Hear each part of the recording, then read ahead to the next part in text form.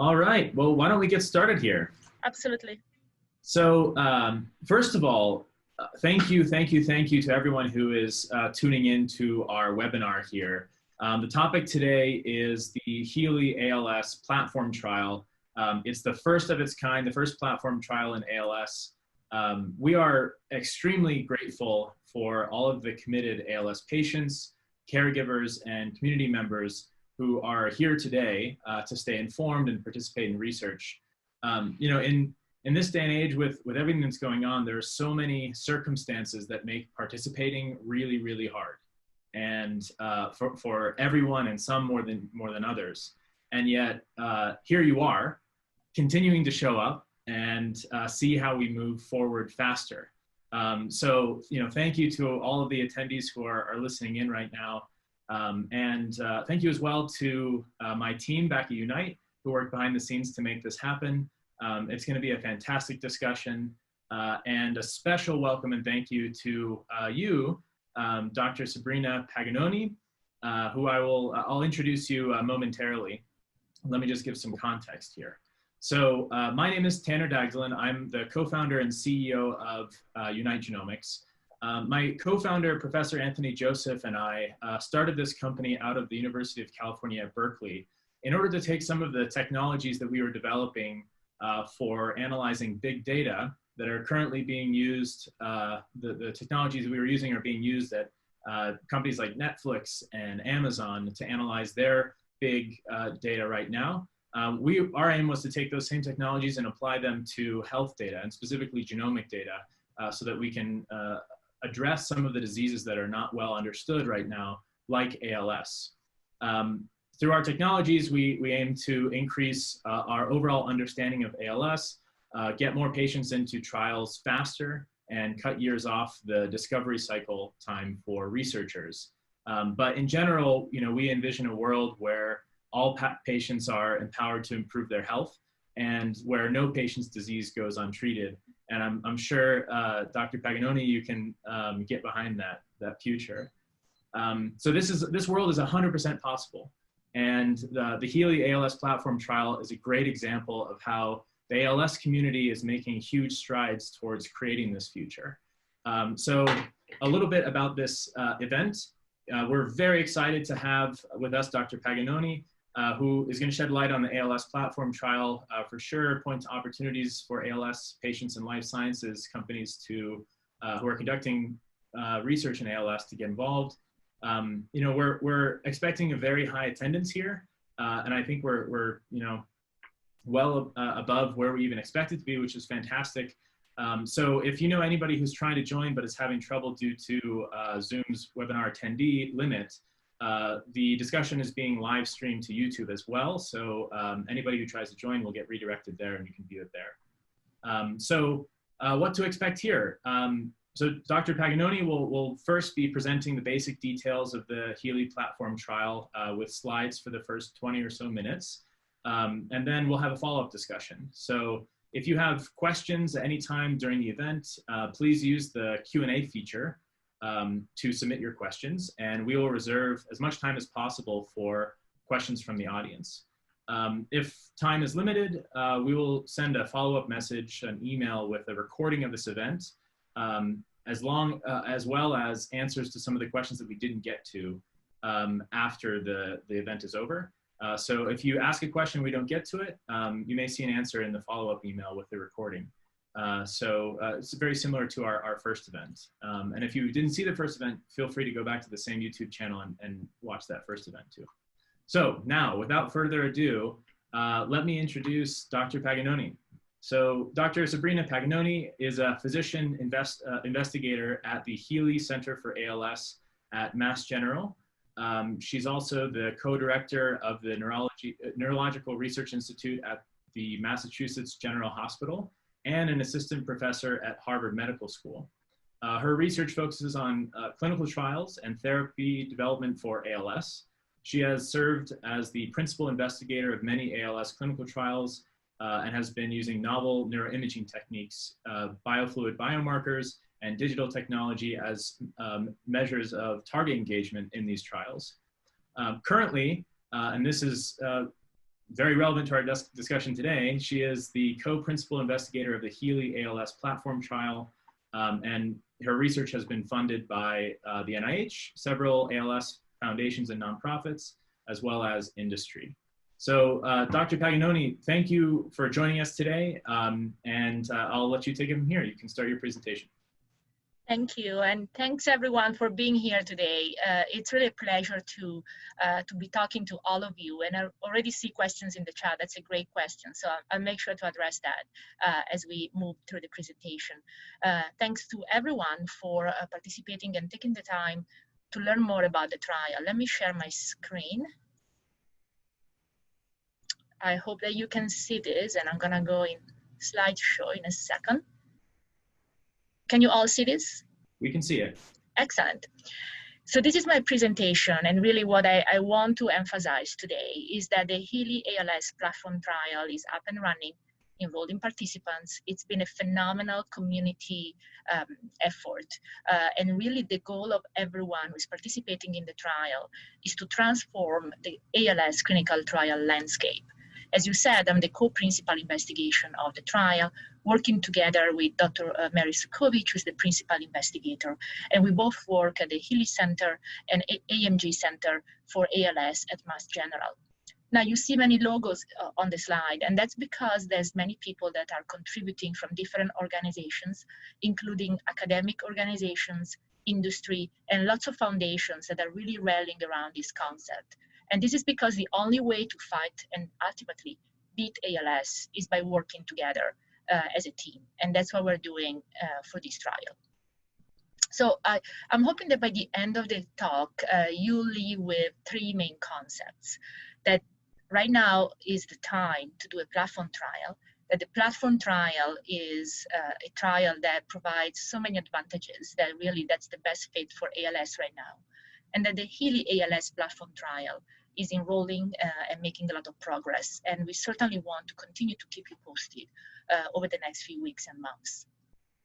So I want to start by explaining why we even got interested into the in the platform trial concept.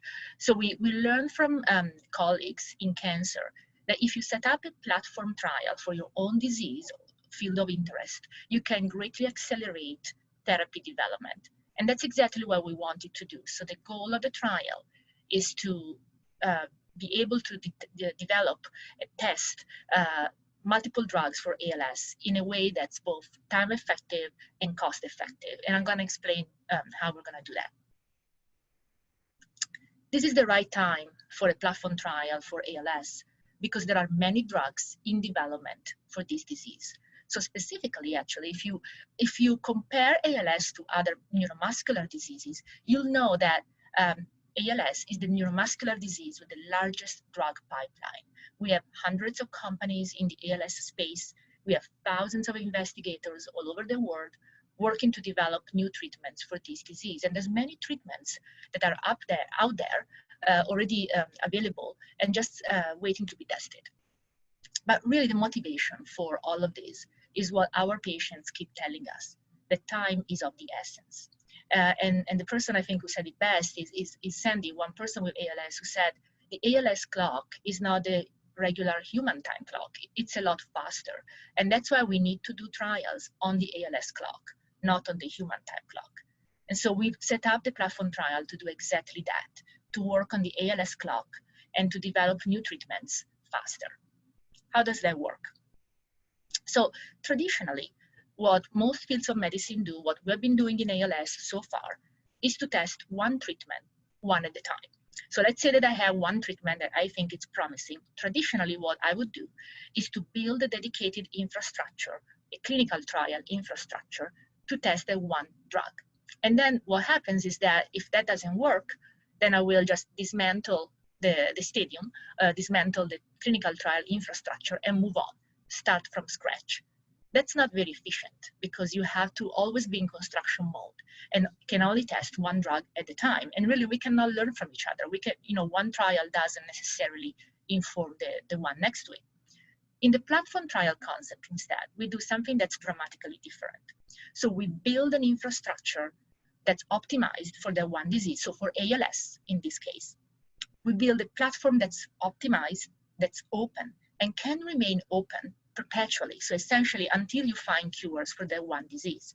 So that's exactly what we've been doing. Over the last year or so, we've been working hard to build this open infrastructure, the platform trial for ALS, so that we can start by testing 3 treatments. Specifically, we're testing treatment A, B, and C, and I'll tell you more about those in a minute.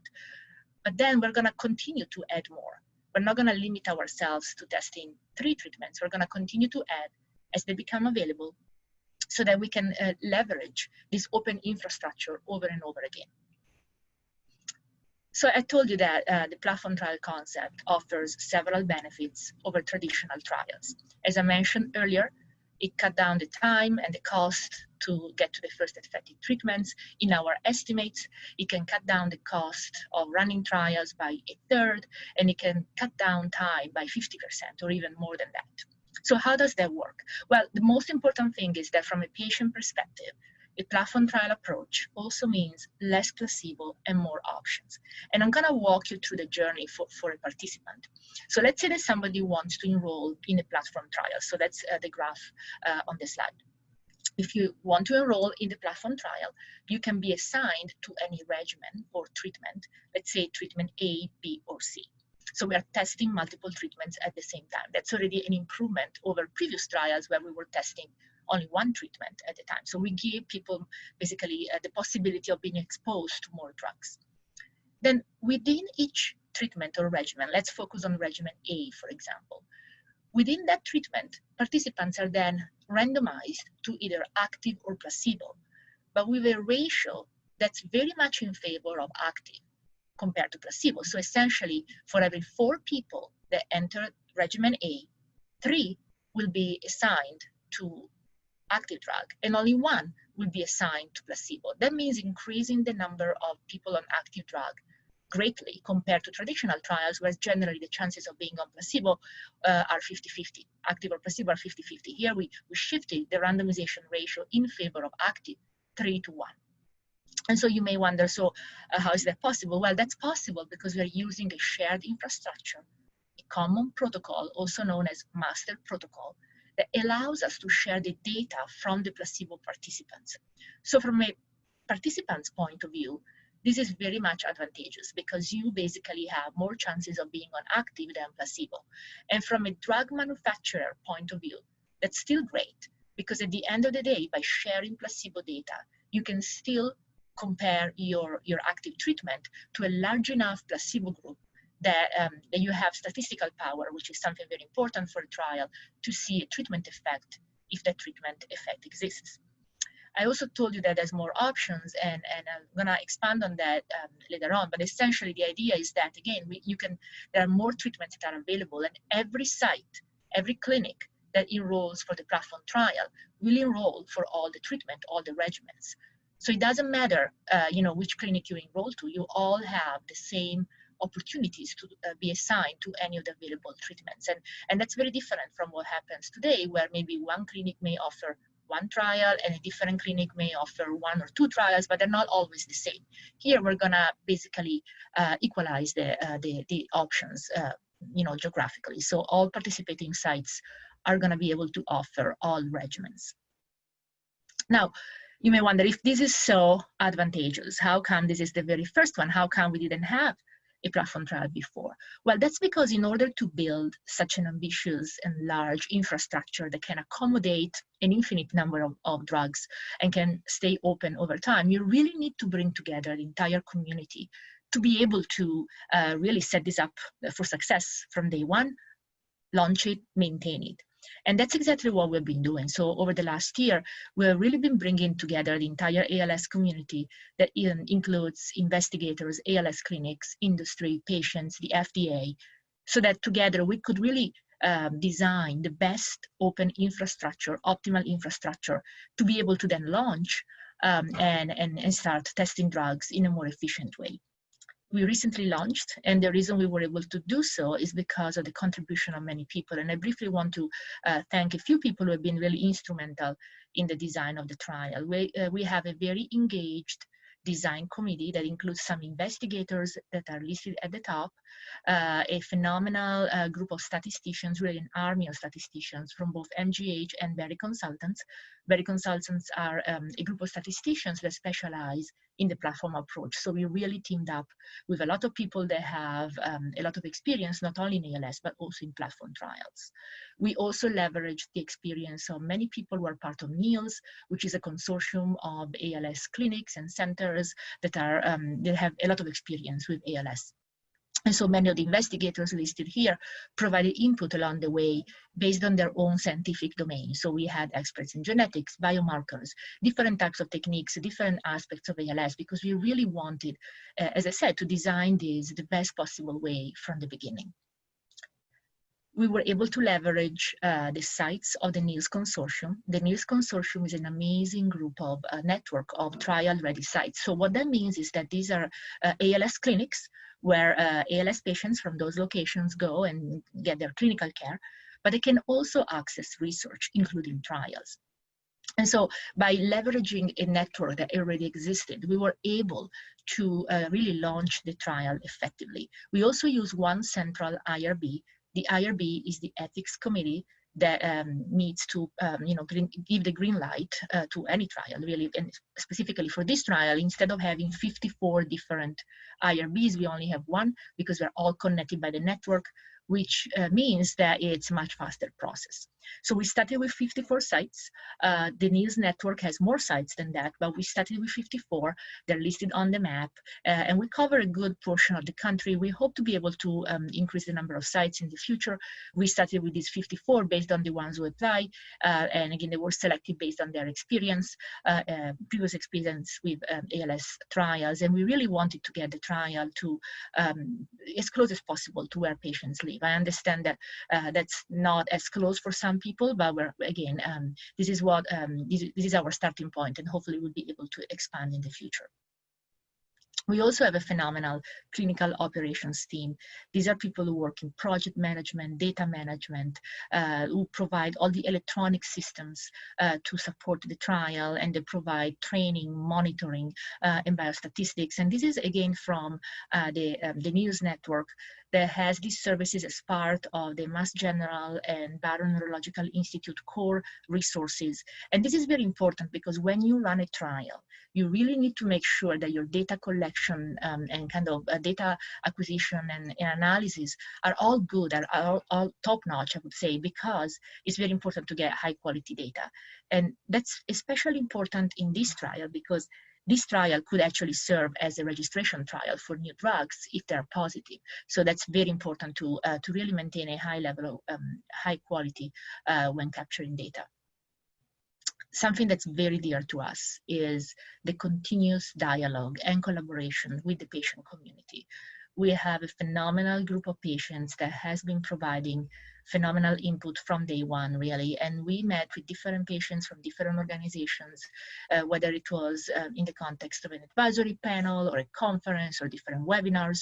And we continue to meet with them on a regular basis so that they can contribute to the trial in many different ways. As a matter of fact, they already contributed substantially by providing ideas how to make the trial more patient-centered.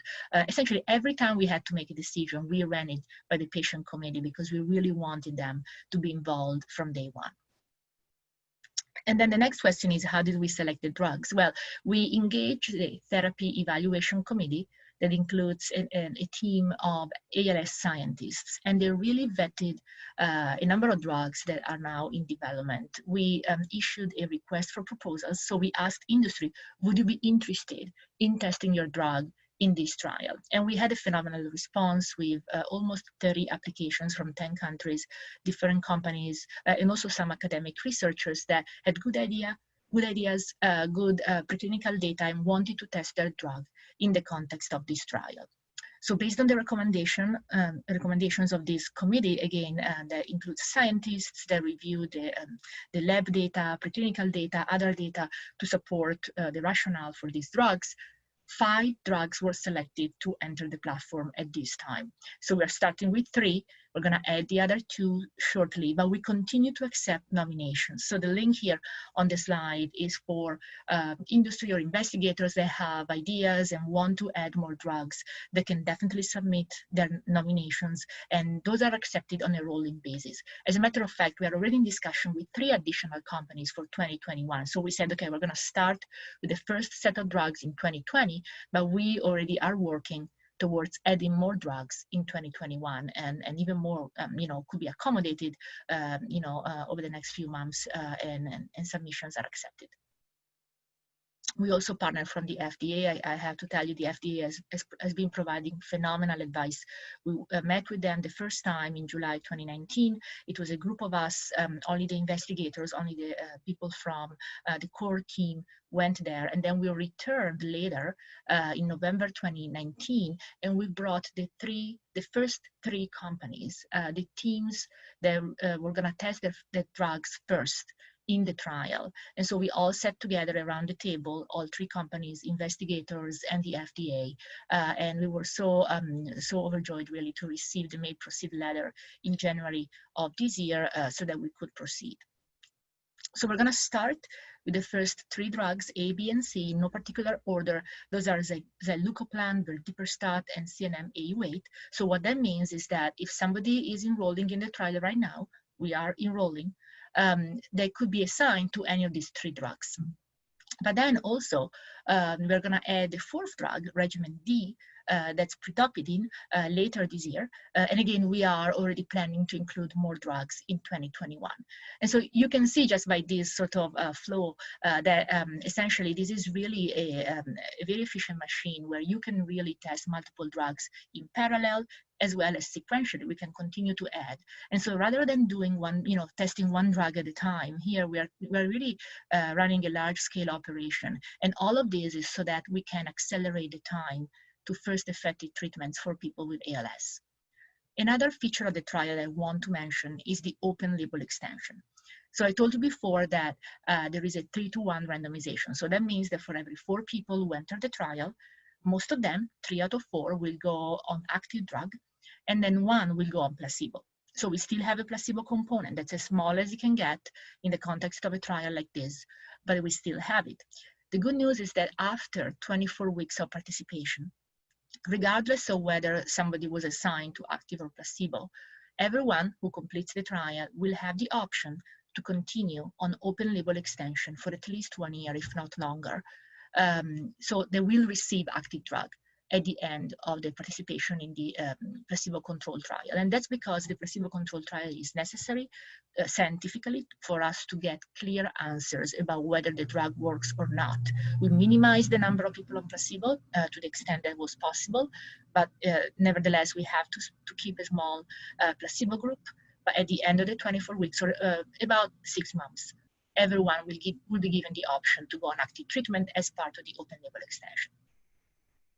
This is the target population that we're going to test. So the population will be the same across all treatments. Somebody needs to have ALS, obviously. We do have a cutoff in terms of time since onset of weakness, that's 3 years. And we do have a cutoff in terms of vital capacity, that's 50%, which is actually lower than what generally used. So these 2 criteria are broader than what you may have seen in other recent trials. People must be able to swallow because many of these drugs are taken by mouth, and they can make their choice in terms of riluzole or edaravone. They can be on it, on 1, 2, both, or none. Again, there's no restrictions there as long as they are on a stable dose. And the double-blind extension, again, is 24 weeks or 6 months. And then there is a long-term open-label extension for each of the drugs.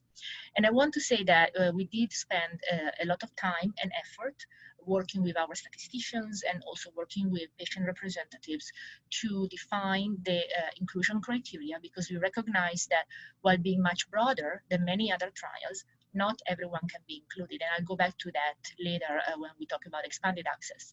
But for the purposes of this particular trial, it is necessary from a statistical and scientific perspective to have these restrictions in order for us to have statistical power to see a treatment effect if one exists. broadening, we actually calculated what it would take to expand the criteria, for example, to 4 years or 5 years since time of onset. And that would be possible, but it would require a much larger, much longer trial. And so our goal is to test these drugs as quickly as possible, so that then once we know the results can actually be applicable to everyone with ALS, not just the people that met the criteria for the trial. So again, this was the balance between being as inclusive as possible, which was certainly our goal, but also maintaining statistical power so that the trial can be managed quickly, so that we can give the answers as quickly as possible. These are the endpoints. These are the things that we're going to measure, the data, the high quality data that I was mentioning before. We're going to measure changes in disease severity. Specifically, we're going to use this rating scale, and that's important. That's one of the most commonly used endpoints for ALS trials. It measures function on activities of daily living. So this provides really a snapshot of the functional status or independence with activities of daily living of a person with ALS. And again, the way this was set up supports the possibility that if the trial is positive, potentially, as discussed with the FDA, this one drug could serve as a registration trial. And therefore, if we had fantastic results on the primary endpoint, this trial alone could support the registration of a new drug. We also measure other aspects, such as changes in respiration, muscle strength, survival, certain biomarkers. And I also want to mention that we have several exploratory biomarkers, exploratory endpoints. And why is that? Well, this is such a large-scale trial that we really wanted to take this as an opportunity to actually contribute to the field. So while the main goal, obviously, of the trial is to develop new treatments and actually test as many treatments as possible and then develop as many as possible, we also want to continue to contribute to science. And that's because we also know that we still have a lot to learn. In other words, we still have a lot to learn about ALS, about genetics, about other biomarkers, neurofilaments, about how to best leverage smartphone apps to capture speech or other digital devices to assess the function of a person with ALS. So all the data that we're going to be collecting in this trial will be shared, will be used for generating new knowledge, will definitely be a great source of information, new science, new knowledge, because we want to continue to innovate. I also want to say a few notes about COVID. So we were actually going to start the trial, start enrolling participants exactly when COVID arrived in the United States. That was March 2020. So what happened was that, as you know, most centers experienced major disruptions to their normal workflow. So we had centers that couldn't be on site. We had staff being redeployed, from the ALS clinic to ICUs or other parts of the hospitals. We had people being laid off. We had restrictions on staff access to the clinic and to the research areas. Some institutions actually prohibited staff to go in, and everyone had to work remotely, which is great. You can still do a lot of work done, but certain procedures were not allowed. And even to this day, in some parts of the country, some procedures are still not allowed. There was a lot of regional variability for obvious reasons. Everyone is familiar with that. And also, that changed over time. So again, the COVID impact was huge in March or April, which is exactly when we wanted to start the trial. However, we remain committed to the trial, and we were able to start the trial despite the pandemic. And that's because lots of activities happen remotely, and because actually we made changes to the protocol in response to COVID. And that was a good thing, because we wanted to really make the trial COVID-proof, or facilitated in a way that was safe, feasible, sustainable, effective in the current situation, which obviously is, it is still going on. So I just want to briefly mention a few of the protocol changes that we made in response to COVID. So we basically expanded options for assessing respiratory function. And so many sites, as I said earlier, cannot perform some procedures, such as the assessment of respiration, also known as vital capacity, because when a participant or patient does that, they can cough, And that can create, it can spread the virus if that person was, for example, an asymptomatic carrier and didn't know that was carrying the virus. And for this reason, many hospitals prohibited for a long time, and some still prohibit the performance of that particular test. So we expanded options, including telemedicine options. So we did leverage the expansion of telemedicine and smartphone apps. I'm not going to go into the details about the technology, but please know that we actually introduced telemedicine options, including other portable devices, in order to do some of these assessments at home. We are also contracting with a home health agency. There's not many available at this time. Actually, that's a problem. Everyone wants to use home health agencies, and there's several restrictions, but we are going to offer the possibility of patients being seen at home if needed due to a pandemic. In other words, if it's unsafe for them to go to the hospital as some visits, we're going to send nurses to their home. We're also introducing the possibility of shipping the drug to the participants' homes for some visits, and if that's needed for safety. So again, all of these obviously is very complex operationally, and should only be used if needed to, because of the impact of the pandemic. We also had to develop a new process for collecting certain data related to the pandemic that's required by the FDA. If there are changes to a trial due to COVID, you need to document that, and you need to collect certain types of data. We added a home spirometer, as I mentioned, that should be available in just a few weeks. And still, we need some visits to happen in person. So we cannot turn the trial into a completely remote trial. There's several reasons for this, but we have been trying to be as flexible as possible.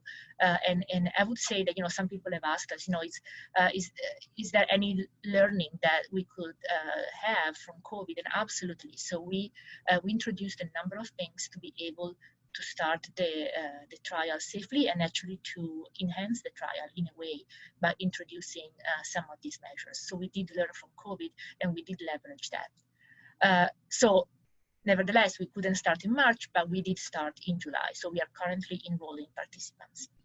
I also want to go back to the issue of access. So we do know that while this trial is much broader in inclusion than previous trials, not everyone can be included. And we know, and I believe that was the first question in the chat box, that many people in the patient community are interested in expanded access options. So we are working on building a program like this in parallel to the platform trial. The idea actually came from the patients, from the patient advisory committee. Again, we do listen to them very carefully. And so this would only be for people who are not eligible for the trial. Now, this is not available yet. Different hospitals can have their small EAP programs. We do have one at our center. Other centers have their own. They're independent. Again, they're not necessarily connected to this trial. But our goal would be to start building an EAP program in parallel to the platform trial. We're working on that. We're doing fundraising. As you may imagine, this requires, a whole lot of kind of fundraising and a lot of, a lot of work on the operational side. I can assure you we're actively fundraising and hope to be able to do that over the next few months. So to conclude, I just want to say that the trial is now up and running. This is a trial that can greatly accelerate the path to effective treatments. There's strong support from multiple stakeholders, and we will continue to be open and add more treatments over time as they become available. The screenshot there is from a video that explains in 2 minutes everything I told you. I think I already went half an hour or so, but if you want a 2-minute version, please watch the video that's on our website. Our website is there. And I do have a couple of slides. I'm gonna run through them very quickly, just to say that there's several ways to get in touch with us. These are the instructions on how to find the center. Again, the recording of the webinar will be posted, so you don't have to write right now. You'll get the information. You can just go on our website and you can see all the sites that are open and are enrolling participants as of right now, including their own contact information. They're all listed by state. These are other helpful websites where you can basically find the same information.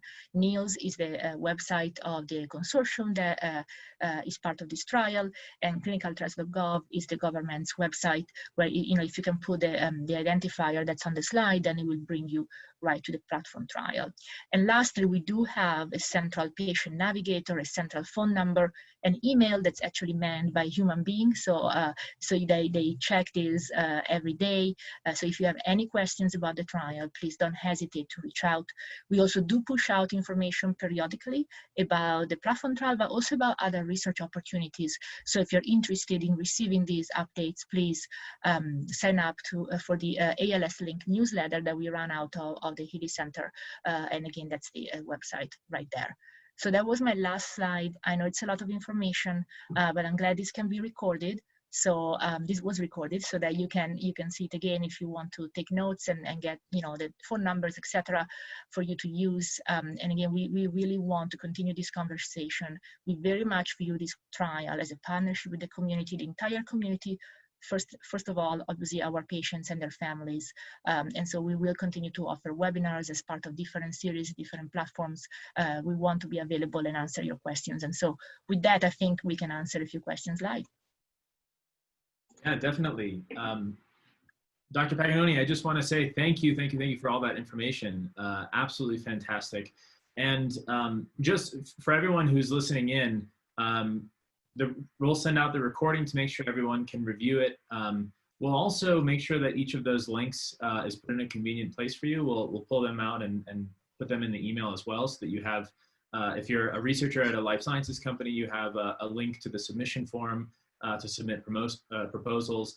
That if you're a patient or a caregiver, you have a link to find the trial sites, as well as the phone number and the email to reach out to if you want to go that way. So with that, let's jump into some questions. Why don't we start with the audience questions, and I'll chime in as needed. So maybe we can just start with the first one here.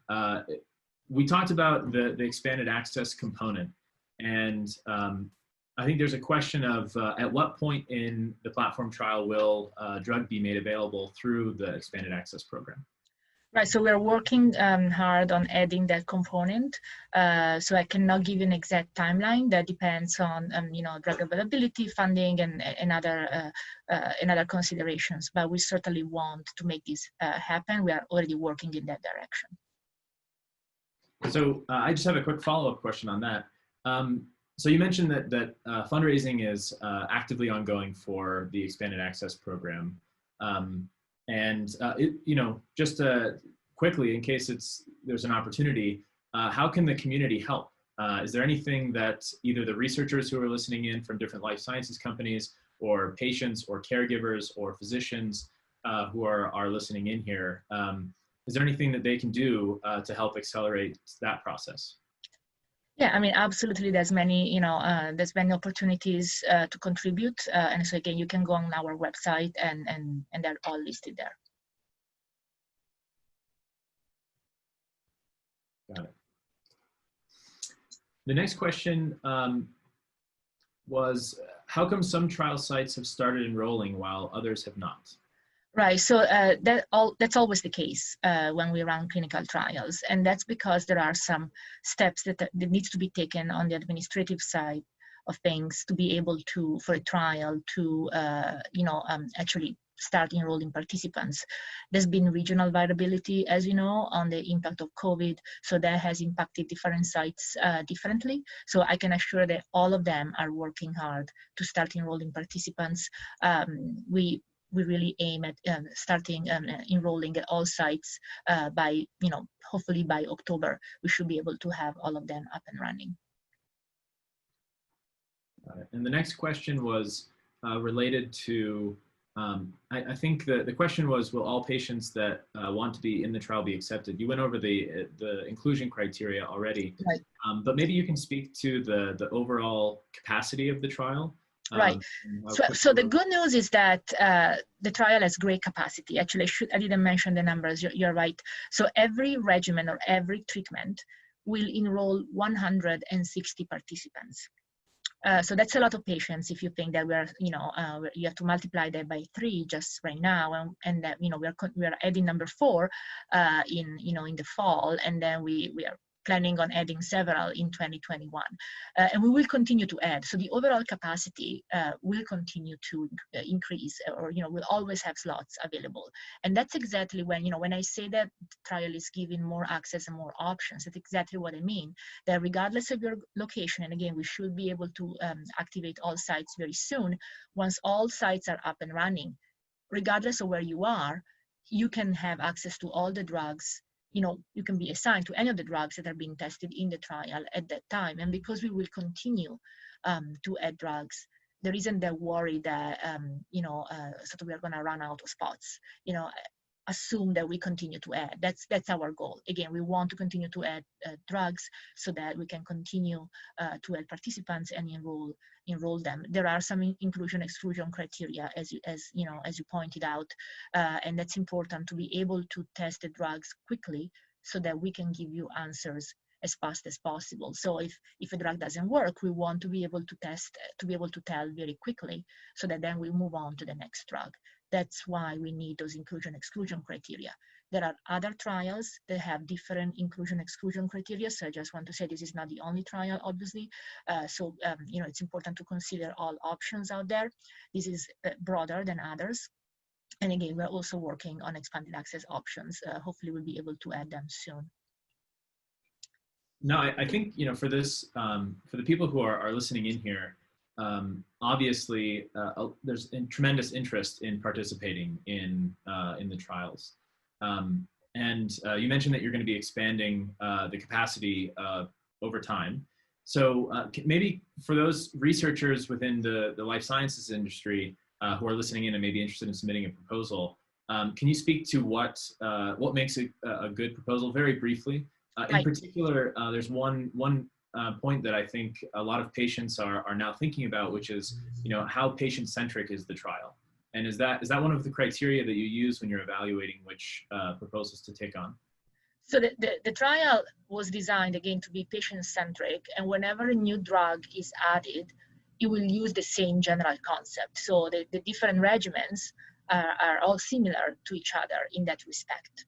And in terms of what are the criteria, which is a great question, I'm going to use an opportunity to answer a few other questions that I see are later on in the chat box. So this is meant to be a late stage trial. So it's not a phase 1 trial, it's a phase 2 to 3 trial.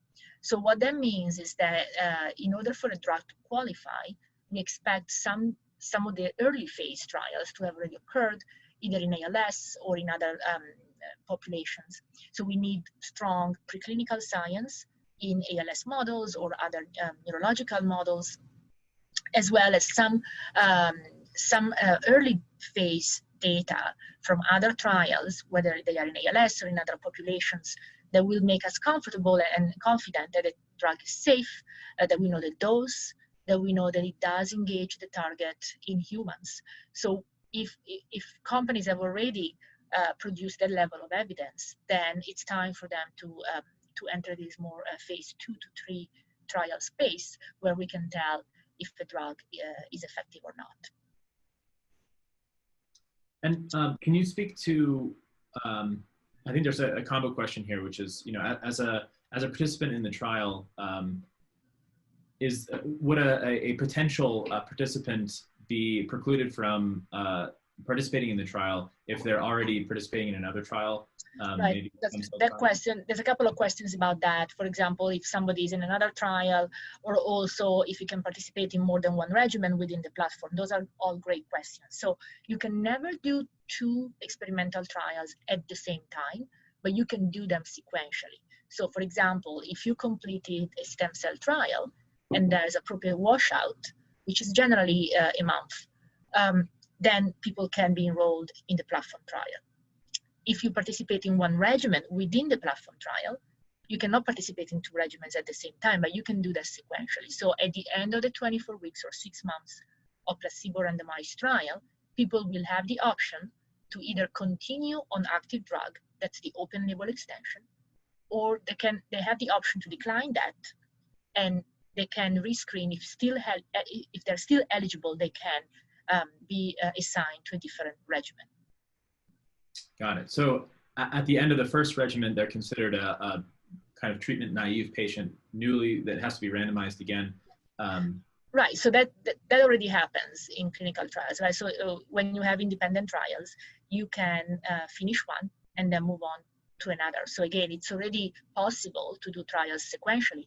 This concept facilitates that if people want to try more than one trial, more than one placebo-controlled trial, because it's within the same infrastructure. So you can complete testing on one, then obviously you will wash out, you stop taking the drug, and then you will re-enter the platform trial.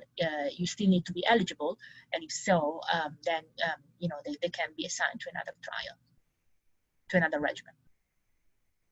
And I think we see a couple of questions here about the inclusion criteria. Yeah. So one of them was around the reasoning behind using time since symptom onset versus FRS score. Yeah, the functional rating score. Yeah, and the following one is about vital capacity. So I think I can take both at the same time. So, because those two specific criteria, so time since onset and vital capacity cutoff, which basically means respiratory function of at least 50%. Those two were picked after careful consideration and a lot of statistical modeling. So we use PROACT, which is a database that includes data from 10,000 ALS patients that participated in previous ALS trials. And so we actually used, we looked at different things. These were not sort of selected randomly. There was a lot of statistical modeling that went into this to select the right criteria and the right combination of criteria that would give us the best balance between access, inclusion, and statistical power. So again, the goal of this is to test these drugs as quickly as possible. And by using this combination of criteria, we have high statistical power to declare a drug successful if indeed the drug works. And so there's also a question about slow progression patients. No, I mean, again, we don't have FRS score or progression kind of cutoffs. The criteria are the ones that I mentioned before. They're also available they're publicly available. So if you go to one of those websites, they're all listed. I only listed a few actually, so the websites include the full list. Excellent. So we have a question here asking what specific biomarkers are being used. Is that something you can speak to? Yes, absolutely. So there's a number of them. Some of them are drug specific. So for example, regimen A has some specific biomarkers that are related to the mechanism of action of the drug. Same for regimen B and C, etc. The ones that are more general across the platform are things like neurofilament and P75, which are emerging biomarkers of axonal degeneration, and we continue to evaluate them.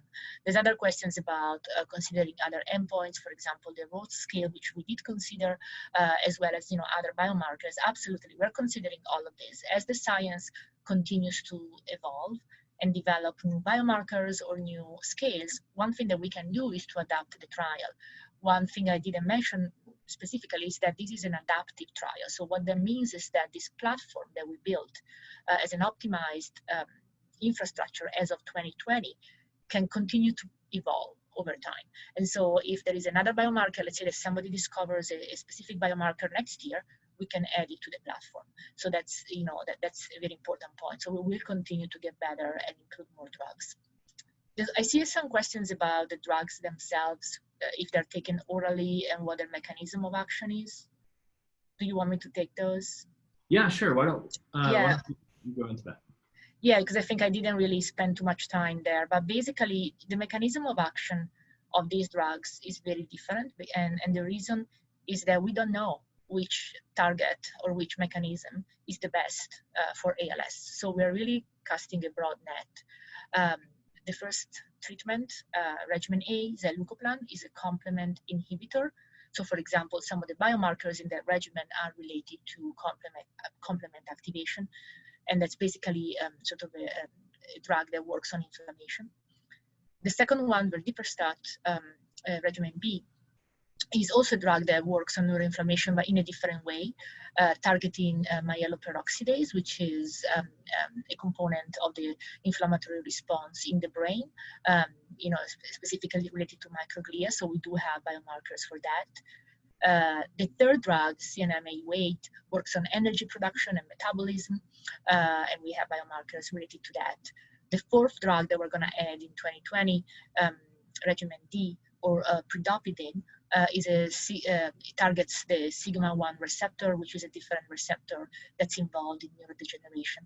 And the new drugs that we are considering for 2021 have a variety of mechanisms. They also have a variety of routes of administration, going back to the question about that. So a couple of the three that are, being considered right now, being, part of the trial right now, 2 are by mouth and 1 is sub-Q. But we could have other routes of administration in the future. Again, that's not a prerequisite, of one route of administration or another. And was it intentional to have a diversity of mechanisms of action and modes of administration? Right. I mean, this is not a trial that's only focusing on one mechanism or only focusing on one route of administration. The selection of the treatment is based on science. And so if there is a promising treatment, that can be considered regardless of the other things that you just mentioned. Okay. And one more follow-up question on that. Is there anything about a particular drug that would make it a poor fit for the protocol? I mean, basically the opposite of what I told you before, right? If there's no strong preclinical data, or if we don't have any data of safety or target engagement or dosing in humans, then then other trials need to be done preceding entry to the platform trial, so that we learn more about the drug, and then we're ready to launch this trial, which again is a phase 2-3 trial. Gotcha. But there's no modes of administration that that you just can't support in the. Right. I mean, we wouldn't probably do anything invasive, because otherwise it would be hard to share the controls. So I think we have a few questions about specific sites and when they're going to be open for enrollment. Is there some place people can go to see when you expect sites to be open if they're currently closed? So we are, and I see a couple of comments, by the way, that I think people may have been given incorrect information. So I just want to clarify that. So, so first of all, the list of sites that are open is on our website. Somebody commented that only 3 are taking candidates. No, it's actually way more than that. So please check the website. We update that on a daily basis. And we continue to open sites. In terms of when is this specific site or that specific site going to be open, I can assure that everyone is trying to do their best. Again, there's been some restrictions, especially due to COVID, but we are working hard, and hopefully all of them will be open soon. In terms of specifics, you can obviously contact your site if you have a specific site in mind. There's also questions about sort of, what's the process for enrollment? Will people be notified? Absolutely. I mean, the enrollment is obviously managed locally. So each clinic will have, their process for contacting patients. We do provide material, etc. But then it's really the relationship between the site and their patients to really, take their names, make sure that they come in, schedule, etc. And if somebody doesn't qualify, for example, they should let them know why. And again, please stay in touch with your doctor, stay in touch with your ALS team, so that they can guide you through this process. Got it. Let's see if we can group some of these other questions together. So there's a couple questions about what the process of enrollment is. How long is it? Do they get back to you same day and that sort of thing? Is that something that is, like you said, specific to the individual site, or do you have some kind of mandate quality control? Right. So essentially, first of all, the trial will be the same at any site in terms of the drugs, the procedures, etc. So it's not that, if you enroll at any sites, the procedures will be the same. Now, in terms of how to book the appointment, that's managed locally. So it's the local coordinator or physician that needs to book that based on their schedule. In that sense, it's not a lengthy process in the sense that, as long as you can have an appointment, and the site is open, then, there's going to be a screening visit. For those of you who have participated in previous trials, that's very common. There is a screening visit, and then during that visit, which is a few hours long, then, a few assessments are made to see if the person qualifies. Now, there are a few things that might make it clear that that person doesn't qualify just by talking on the phone based on some of the criteria that are publicly available. But if somebody, is probably a good candidate, then the only way to know for sure is to go in for a screening visit. The screening visit itself is the same regardless of location, but then obviously one needs to book it with that particular clinic and have a slot available. And there's a few questions about people that don't have, especially a couple of people from Hawaii. So the trial is enrolling at specific sites, the 54 that I mentioned. As long as somebody is geographically can have geographic access to the site, that's okay. In other words, it's not based on your driver's license or place of residence, as long as somebody can be reliably present at that site for those visits. The visits are about every 4 to 8 weeks. So as long as somebody can ensure that they can be present for those visits, that's okay. Now we do have a few visits that can be done remotely by telemedicine, if due to the pandemic. So if it's unsafe to travel, some of the visits could be done remotely. There's also a comment about age, and so in order to participate, people need to be adults, so they need to be at least 18 years of age. There is no upper limit, and the reason I want to specifically mention that is because we heard some patients being told that there was an upper limit and there isn't. So I don't know why that was miscommunicated. It's clearly stated on the website. Those are publicly available kind of criteria. And again, because I see that there's perhaps some miscommunication in some of the questions here, feel free to contact our patient navigator, who's centrally located, and can provide the right information. But also, please talk to your neurologist, talk to your ALS clinic, talk to your coordinator, and hopefully they can guide you through the process. Excellent. So I think we have time for just a few more questions. I think one quick one might be, is there any sort of genetic sequencing or sample acquisition that could support genetic sequencing for trials that are looking at like repeat expansions or some of the? So we are collecting DNA on an optional basis. We strongly recommend that everyone provides DNA so that then we can analyze the DNA and again make some of these correlations. That's not there's no restrictions in terms of familial ALS, but again, there's the DNA will be collected for these assessments of biomarkers. There's also another question about each site gets 3 patients per drug or 9 participants. That's not correct. Again, I see a lot of the questions that from the questions I can tell that some people were given the wrong information. Please reach out to us at the patient navigator centrally, or reach out to your local clinics. Enrollment is competitive, so what that means is that each site can enroll many participants. There's no set number of participants per site. Gotcha. So no site has a cap on the number There's of. no cap, correct. Excellent. Okay, well, I have one final question that I want to make sure that we cover before kind of wrapping this up. But again, any of the other questions that we see here that were not answered, we will do our best to follow up after the event with in the email to try to answer some of them.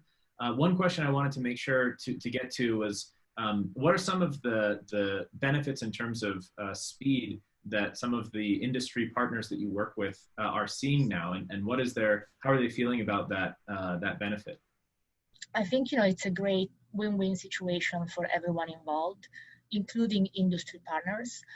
We have a dedicated infrastructure that's up and running, and again, we will continue to enroll participants. There's high quality data, all very robust processes, and so I think that by partnering together, we can make progress much faster. Excellent. Okay, well, that's it for this discussion. Thank you again for joining us, and a very special thank you to Dr. Paganoni. So everyone here will be receiving a post-event evaluation form in your emails, and we'd appreciate it if you could complete it to help us improve these events in the future. We also appreciate everyone's support and really look forward to all of us working together to advance ALS research and treatments. We heard a lot of opportunities for people to participate. today. So if you're a researcher at a life sciences company and you have a promising drug that you already have some clinical data on, there's an opportunity to make a submission. If you're a patient with ALS or a caregiver of a patient with ALS, there are sites that are going to be opening up enrollment soon, and there's plenty of ways to go about finding them. And if you have any trouble finding them, you can also reach out to us, and we'll help put you in touch with we'll give you the links again if you need them, and we'll put you in touch with whoever you need to talk to. And we'll do our best to support the sites and also the Healey Center to make this trial a booming success. But as always, the time to act is now. So take up those opportunities and let's make progress faster. Thank you. All right. Thank you. Goodbye, everyone. Bye.